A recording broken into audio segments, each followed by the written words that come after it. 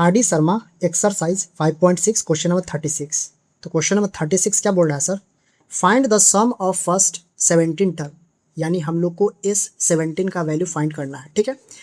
और क्या बोल रहा है, whose fourth and ninth term are -50 and -30 respectively, यानी A4 का वैल्यू आपके पास -15 है एंड A9 का वैल्यू आपके पास -30 है, ठीक है ना। तो चलिए इस क्वेश्चन को आसानी से रिजॉल्व करते हैं। पहले लेट कर लेते हैं sir, let the first term of N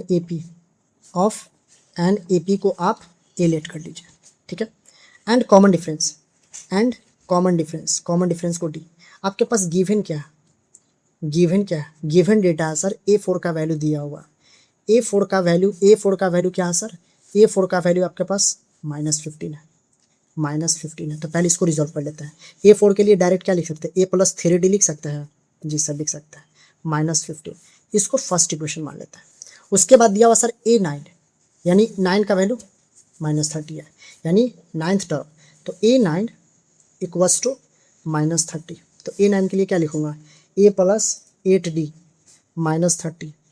अब यहाँ पे क्या करते हैं सर, इस दो इक्वेशन को रिजॉल्व कर लेते हैं। अब यहाँ पर A का कोफिशिएंट क्या 1 है, यहाँ भी A का कोफिशिएंट क्या है 1 है। तो सिंपली क्या कर दीजिए, इसको सब्ट्रैक्ट कर दीजिए। सब्ट्रैक्ट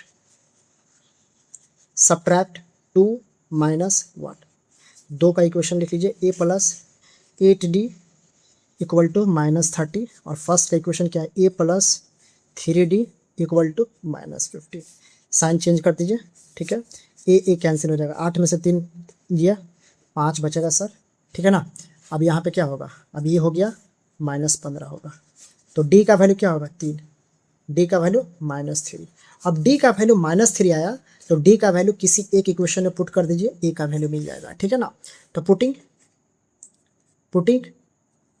D इन, चलिए फर्स्ट इक्वेशन में पुट करते हैं। फर्स्ट इक्वेशन आपके पास क्या है सर, फर्स्ट इक्वेशन है आपके पास A+3D, तो D का वैल्यू -3 है sir, equals to -50। A equals to -9 -50, A equals to ये हो जाएगा -15 और उधर जाएगा तो +9। तो A इक्वल्स टू माइनस क्या होगा सर, 6 होगा। यानी आपके पास A का वैल्यू -6 आया सर, और D का वैल्यू -3 आया। आपसे क्या पूछ रहा है, A17 पूछ रहा है सर। A17 क्या होगा, तो लगा दीजिए A17, तो 17/2,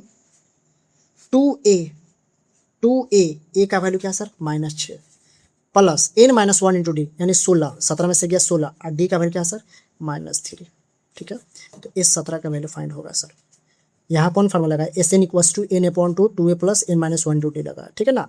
17/2 यहाँ हो जाएगा सर -12, क्या होगा सर, -12, और ये होगा सर कितना, -16 × 48, ठीक है ना, 48, ठीक है, 16 × 48, ठीक है सर। अब यहाँ से S17 क्या होगा सर, S17 ये हो गया 17/2, और ये कितना होगा, -60 होगा सर, ये कटेगा सर 3, ठीक है ना, 30 बार में। अब यहाँ पे S17 रिजल्ट माइनस में आएगा, 17 × 51, यानी 510 निकल कर आएगा सर। कितना निकल कर आएगा, 510 निकल कर आएगा, ठीक है ना। तो जो रिक्वायर्ड सम है 17 का कितना होगा सर, 510 निगेटिव में, ठीक है ना।